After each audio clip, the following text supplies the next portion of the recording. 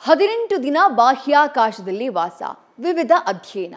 ಅಂದಹಾಗೆ ಬಾಹ್ಯಾಕಾಶಕ್ಕೆ ನೆಗೆದಿದ್ದಂತಹ ಶುಭಾಂಶು ಶುಕ್ಲಾ ಶುಭ ಸುದ್ದಿಗಳನ್ನು ಹೊತ್ತು ಭೂಮಿಗೆ ಮರಳುತ್ತಿದ್ದಾರೆ.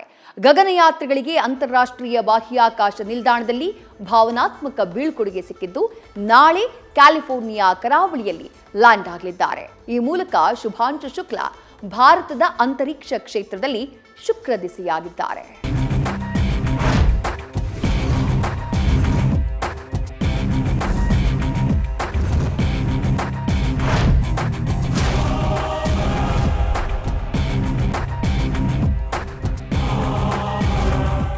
ಇದು ಮೈಲಿಗಲ್ಲು.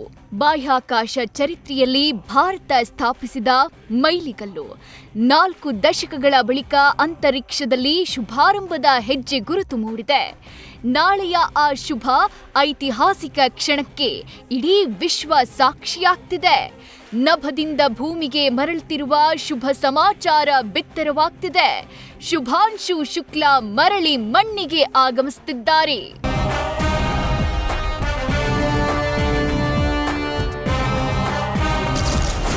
ಆಗಸದಲ್ಲಿ ಶುಭಾರಂಭ, ಅಂತರಿಕ್ಷ ಯಾನ ಅಂತ್ಯ. ನಾಳೆ ಮಧ್ಯಾಹ್ನ ಭೂಮಿಗೆ ಬರಲಿರೋ ಶುಭಾಂಶು. ಇದು ಶುಕ್ರ ದೆಸೆಯಲ್ಲ, ಶುಕ್ಲ ದೆಸೆ. ಶುಭಾಂಶು ಸಫಲತೆಯ ಯಾನ ಅಂತ್ಯ ಆಗ್ತಿದೆ. ಗಡಿಗಳಿಲ್ಲದ ಭೂಲೋಕ ಕಂಡ ಶುಕ್ಲಾ ವಸುದೈವ ಕುಟುಂಬಕಂ ಕಣ್ಣಾರೆ ಕಂಡು ಬೀಗಿದ್ರು. 140 ಕೋಟಿ ಜನಗಳ ಆಸೆ, ಆಕಾಂಕ್ಷೆ, ಭರವಸೆಗಳ ಹೊಂಗಿರಣವಾದ ಶುಭಾಂಶು ರಿಟರ್ನ್ ಆಗ್ತಿದ್ದು, ಶುಕ್ಲಾ ಸ್ವಾಗತಕ್ಕೆ ಶತಕೋಟಿ ಭಾರತದ ಮನಸ್ಸುಗಳು ಕಾತರಿಸಿವೆ.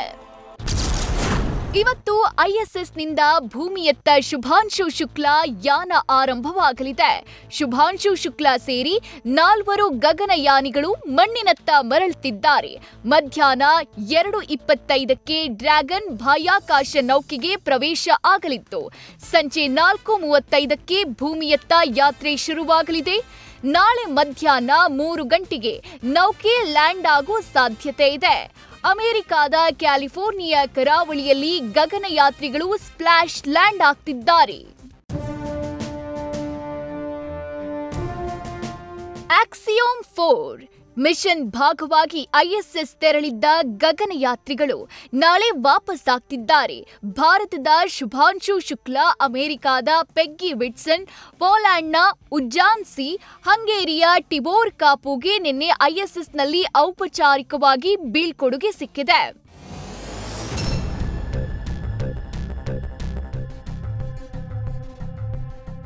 ನಾಳೆ ಸಂಜೆ ಲ್ಯಾಂಡಿಂಗ್ ಬಳಿಕ ಪುನಶ್ಚೇತನ ಕಾರ್ಯಕ್ರಮ ಇದೆ.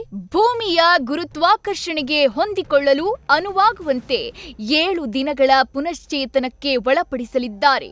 ಜೂನ್ 25ರ ಬುಧವಾರ ಅಂತರಿಕ್ಷ ಯಾನ ಹೊರಟಿದ್ದ ಯಾತ್ರಿಗಳು 26ರಂದು ಬಾಹ್ಯಾಕಾಶ ನಿಲ್ದಾಣ ತಲುಪಿದ್ರು.